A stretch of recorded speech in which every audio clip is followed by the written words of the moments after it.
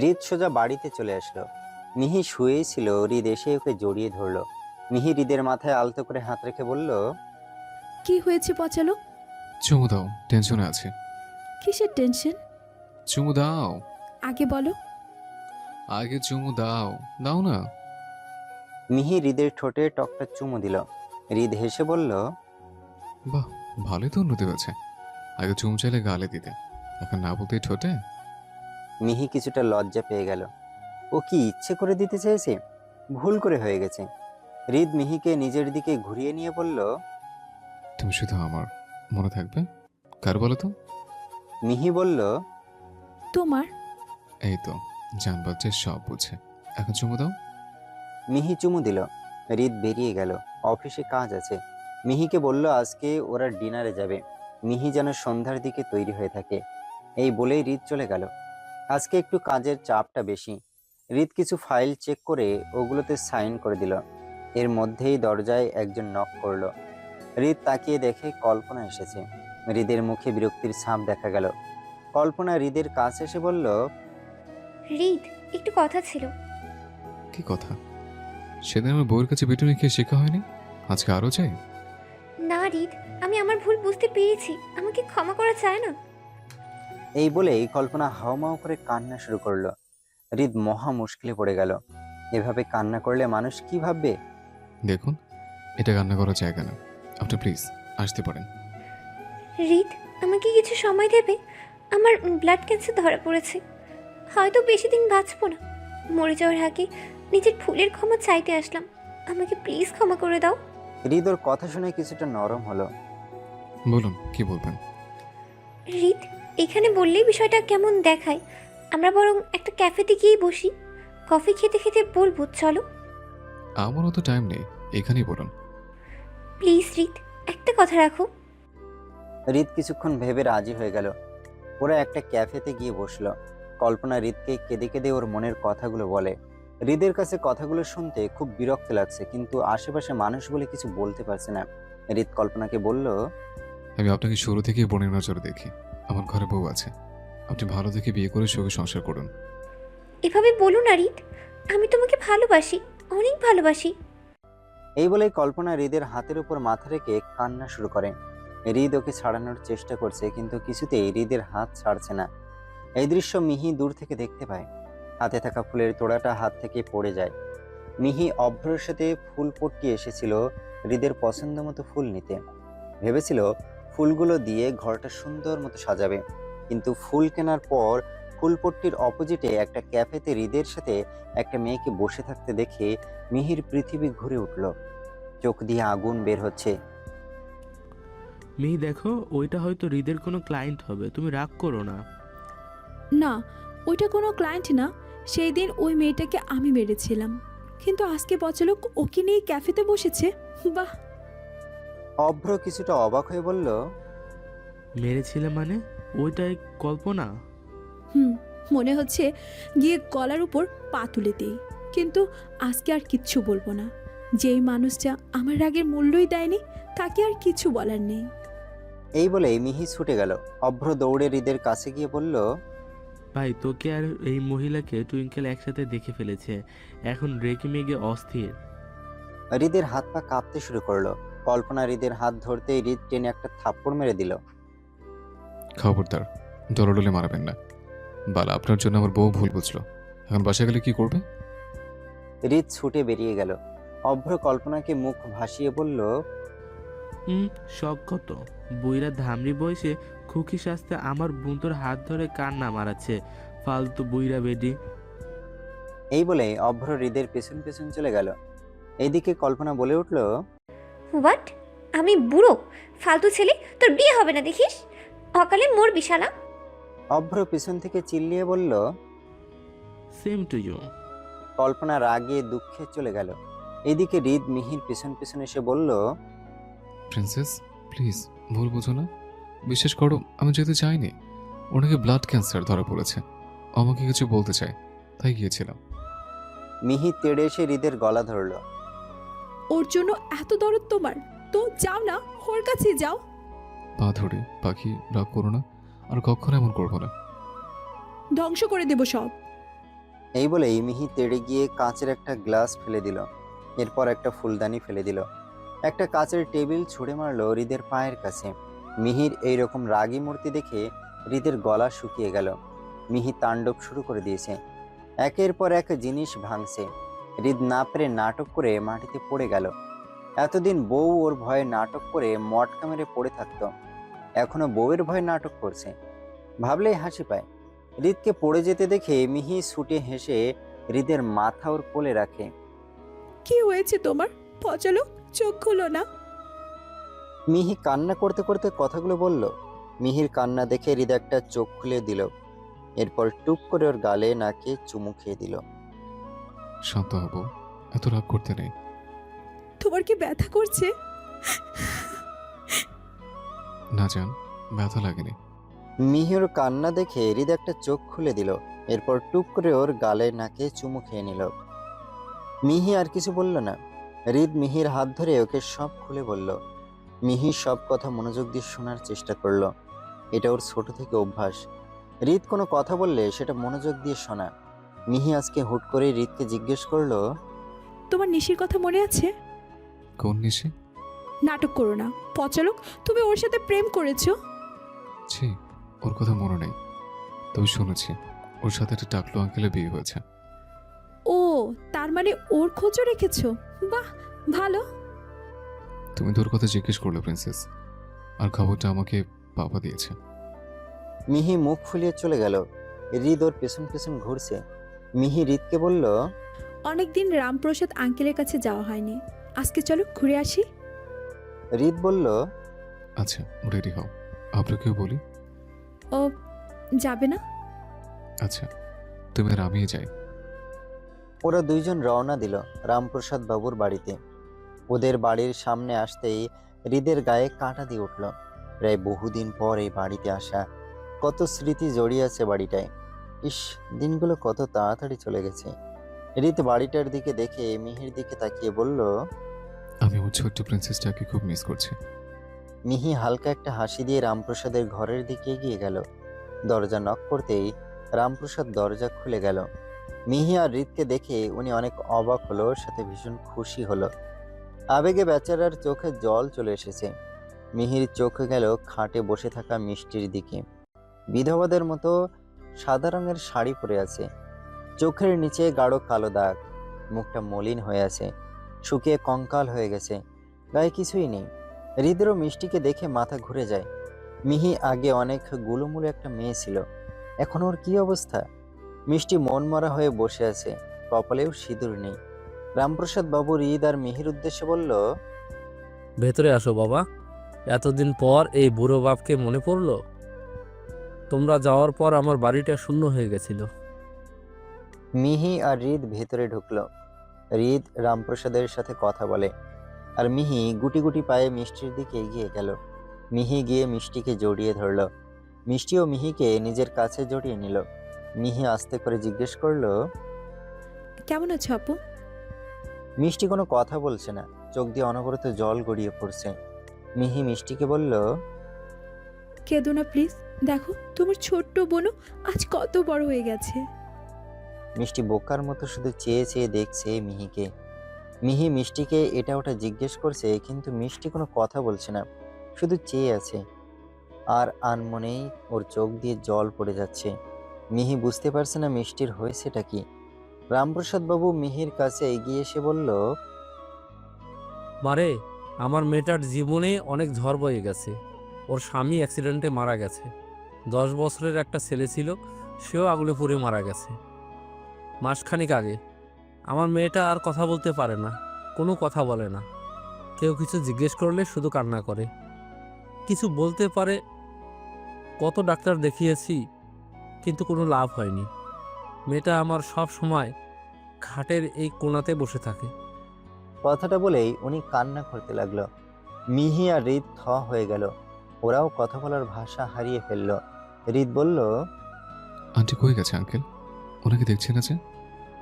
রামপ্রসাদ বাবুর শার্টে চোখ মুছে বলল, আমার গিন্নি সেই কবে আগেই মারা গেছে। এখন বাড়িতে আমরা বাপ বেটি থাকি। মিহিও কান্না করে দিল। হৃদ মিহিকে বলল, কান্না করো না প্লিজ। তুমি কান্না করলে আমার বুক মোচড় দেয় খুব, নিঃশ্বাস আটকে আসে। মিষ্টি চেয়েছে হৃদ আর মিহির দিকে তাকিয়ে আছে। মিহিরা অনেকক্ষণ রামপ্রসাদ বাবুর সাথে গল্প করলো। রামপ্রসাদ বাবু সুজি রান্না করে দিল, সেরা ওরা সবাই মিলে খেলো। মিহি অনেক চেষ্টা করলো মিষ্টিকে কথা বলানোর, কিন্তু মিষ্টি কোনোভাবেই কথা বলতে পারলো না। অনেক চেষ্টা করেছিল কথা বলার, বোবাদের মতো শব্দ করলো, কিন্তু কথা বলতে পারলো না। মিহিরা চলে আসলো। অভ্র বাড়িতে বসে আছে। মিহি এসেই কেঁদে কেঁদে অভ্রকে সব বলল। সবটা শুনে অভ্র পাথরের মতো বসে রইল। কি বলবে ও? ওর কিচ্ছু বলার নেই। অভ্র যতই বলুক মিষ্টিকেও ঘৃণা করে। আসলে যাকে ভালোবাসা যায় তাকে মন থেকে কখনো ঘৃণা করা সম্ভব না। মিষ্টি যেমনই হোক, অভ্রের কাছে ও আজও এক পবিত্র ফুল। তবে অভ্র মিষ্টিকে ক্ষমা করবে না, কখনোই না। সে কাঁদিয়েছে অভ্রকে। প্রতি রাতে অভ্র ডুকরে ডুকরে কেঁদেছে। অনেকবার নিজেকে শেষ করে দেওয়ার কথা ভেবেছে, কিন্তু ওর টুইঙ্কেলের মুখের দিকে তাকিয়ে ওইসব করার সাহস পায়নি। অনেক কষ্টে নিজেকে স্বাভাবিক করেছে। অজান্তেই অভ্রর চোখ দিয়ে জল পড়তে শুরু করলো। অভ্র একটা মুচকি হাসি দিয়ে মিহির কাঁধে মাথা রাখলো। হৃদ এসেও মিহির কাঁধে মাথা রাখলো। মিহি এক হাতে ভাইয়ের চুল বুলিয়ে দিচ্ছে, আর এক হাতে স্বামীর। মিহির কাছে এই দুজনের বুক পৃথিবীর সব থেকে নিরাপদ স্থান। হৃদ আর অভ্রের কাছেও মিহির কোল পৃথিবীর সব থেকে শান্তির জায়গা। মিহি হলো এই দুটো ছেলের অক্সিজেন। মিহিকে ছাড়া এই দুজন উন্মাদ হয়ে যাবে। ওদের বেঁচে থাকার একমাত্র কারণ মিহি। তারা নিজে হাতে ওদের বাচ্চা পরীটাকে বড় করেছে। ওদের মন খারাপের ওষুধ মিহি। পরের দিন সকালে হৃদ ঘুমিয়ে আছে। মিহি সকাল সকাল একটা সুন্দর লাল রঙের শাড়ি পরেছে। মিহি এসেই হৃদের গা ঘেঁষে বসলো। হৃদ মিহির হাত ধরে ওর বুকের উপর ফেললো। মিহি হৃদের থেকে একটু সরে এসে বলল, কি হয়েছে? হৃদ ওর ঠোঁট দেখিয়ে বলল, চুমু দাও। না। কেন বউ, তুমি দিন দিন আমার ডাইনি হয়ে যাচ্ছ কেন? ছোটবেলায় বলার সাথে সাথে চুমু দিতে, আর এখন দিতে চাও না। ছোটবেলায় তো আর বুঝতাম না, তাই দিতাম। এখন এখন বুঝি। হৃদ মিহিকে নিজের কাছে টেনে নিয়ে বলল, তুমি যদি ভালো ভালো চুমু না দাও তাহলে আমি ছিনিয়ে নেব। দেব, তবে একটা শর্তে। বলো বলো, যেটা বলবে সেটাতেই রাজি। আজকে বাড়ির সব কাজ তুমি করবা, আর আমাকে অনেকগুলো শপিং করে দিবা। তাহলে তুমি যতগুলো চুমু চাও ততগুলোই দিব। হৃদ একটু চিন্তায় পড়ে গেল। এরপর কিছু একটা ভেবে মিহিকে বলল, তুমি কি শিওর? 100% শিওর। ওকে, তাহলে আমাকে 1000+ চুমু দিতে হবে। আচ্ছা। হৃদ ফ্রেশ হয়ে বাড়ির সব কাজ করতে লেগে পড়ল। প্রথমে কিচেনে থাকা বাসনগুলো মাজলো। এরপর কাপড় চোপড় ধুয়ে দিল, ঘর ঝাড়ু দিল। মিহি হৃদকে দিয়ে ঘর মুছিয়ে নিল। এরপর রান্না বসিয়ে দিল। বেচারি কাম করতে করতে শেষ। এদিকে মিহি মজা নিতে থাকে, সাথে অবাকও হচ্ছে। একটা লোক কি পরিমাণ চুমুখোর হতে পারে! শুধু চুম্মার লোভে এত এত কাজ করতেও দুইবার ভাবছে না। একদিকে ভালোই হয়েছে, বাড়ির সব কাজ হয়ে যাওয়ার পর মিহি হৃদকে নিয়ে শপিং মলে গেল। ইচ্ছে মতো শাড়ি, চুড়িদার, বিভিন্ন কসমেটিক্স, জুতা ইত্যাদি নিল। হৃদ মিহির কেনাকাটা দেখছে। এসব দেখেও মনে মনে বলে উঠল, বউটা ভালোই চালাক, তবে আমিও সেই জিনিস যা ইচ্ছে কিনে নাও, রাতের বেলা ছাড়ছি না। রাতের বেলা মিহি তো ভীষণ খুশি, অনেকগুলো শপিং করেছে আজকে। অভ্রকে নাচতে নাচতে সব জিনিস দেখালো। হৃদ এবার মিহির কাছে এসে দাঁড়ালো। মিহি দৌড়ে অভ্রর পিছনে গিয়ে লুকালো। হৃদ মিহির উদ্দেশ্যে বলল, এটা কিন্তু ঠিক না, পালাচ্ছ কেন? আমি আমার কথা রেখেছি, এবার তুমি তোমার কথা রাখো। অভ্র মিহিকে আড়াল করে হৃদকে বলল, কি হয়েছে রে? কিসের কথা রাখতে বলছিস? আমি ওকে চুমু দিতে বলেছি, ও দেয়নি। ওটা আমাকে শর্ত দিয়েছিল, বাড়ির সব কাজ এবং ওকে যদি ইচ্ছে মতো শপিং করে দিই তাহলে আমাকে 1000+ চুমু দেবে। হৃদের কথা শুনে অভ্রের মাথায় হাত। এরা দুইজন কি পরিমাণ সাইকো! অভ্র হৃদকে বলল, ভাই সিরিয়াসলি, এত চুমু খেয়ে কি পাস? তোর এত ভালো লাগে চুমু খেতে? হৃদ অভ্রর পিছন থেকে মিহিকে নিজের কাছে টেনে নিয়ে বলল, তুই তো সিঙ্গেল, তুই কিভাবে বুঝবো চুমুর কি টেস্ট? উপস, সেই স্বাদ। অভ্র লজ্জা আর কিছু বলল না। হৃদ মিহির দুই হাতে বেঁধে ওকে সোফায় বসিয়ে ইচ্ছে মতো চুমু খেতে লাগলো। মিহি ছটফট করছে, কিন্তু কোনো লাভ নেই। বেচারি আচ্ছাভাবে ফেঁসে গেছে। প্রায় 1 ঘন্টা মিহির গালে, নাকে, ঠোঁটে নির্যাতন করার পর হৃদ ঘোষণা দিল। মাত্র 200+ হয়েছে, এখন 800+ বাকি। মিহি কাঁদো কাঁদো গলায় হৃদকে অনুরোধ করে বলল, আমি আর কখনো এমন করব না, প্লিজ ছেড়ে দাও পচলো। হৃদ একটা শয়তানি হাসি দিয়ে বলল, না জান, শুরুটা তুমিই করেছো, শেষটা আমাকে করতে দাও। হৃদ আবারও মিহির গাল, নাক, ঠোঁটের উপর নির্যাতন শুরু করলো। আজকে সারা রাত ওদের চুমু খেতে খেতেই কাটলো। দেখতে দেখতে কেটে গেছে 2 বছর। অভ্রর বিয়ে হয়েছে তিথি নামের একটা মেয়ের সাথে। মেয়েটা মিহির ক্লাসমেট। অভ্রকে শুরু থেকেই খুব পছন্দ করত। মিহি সব জানতো, অভ্রও জানতো, তবে কিছু বলতো না। একদিন তিথির পরিবার হৃদের কাছে প্রস্তাব নিয়ে আসে। হৃদ রাজি হয়ে যায়। অভ্রর ফ্যামিলিকে বলে ওনারাও রাজি হয়ে যায়, কিন্তু অভ্র রাজি ছিল না। মিহি আর হৃদের জোরাজুরিতে রাজি হয়ে গেছে। এরপর ছোটখাটো করে ওদের বিয়ে হয়ে যায়। এখন তিথির পেটে 2 মাসের বাবু, আর মিহিও 8 মাসের অন্তঃসত্ত্বা।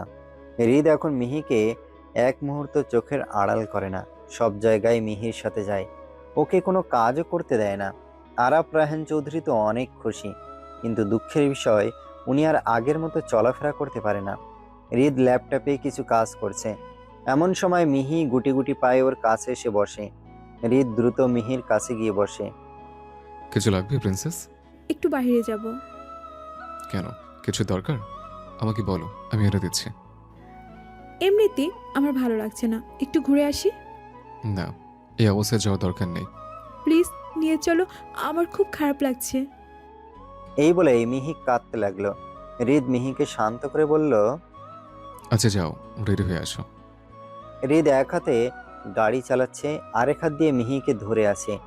হৃদ মিহির দিকে তাকিয়ে আছে। হৃদ মিহির চোখ মুখ দেখে আঁতকে ওঠে। মেয়েটা দেখতে খুব কালো হয়ে গেছে, শরীরও শুকিয়ে গেছে, চোখের নিচের ডার্ক সার্কেল। মিহি হৃদের দিকে তাকিয়ে ওকে বলল, আচ্ছা পচলো, যদি ধরো আমার যদি কিছু হয়ে যায়, তাহলে কি আরেকটা বিয়ে করবে? হৃদ কিছু বলার আগে একটা বড় ট্রাক এসে হৃদের গাড়ির সাথে ধাক্কা লাগিয়ে দিল। গাড়িটা ছিটকে গিয়ে বড় গর্তের কাছে পড়ল।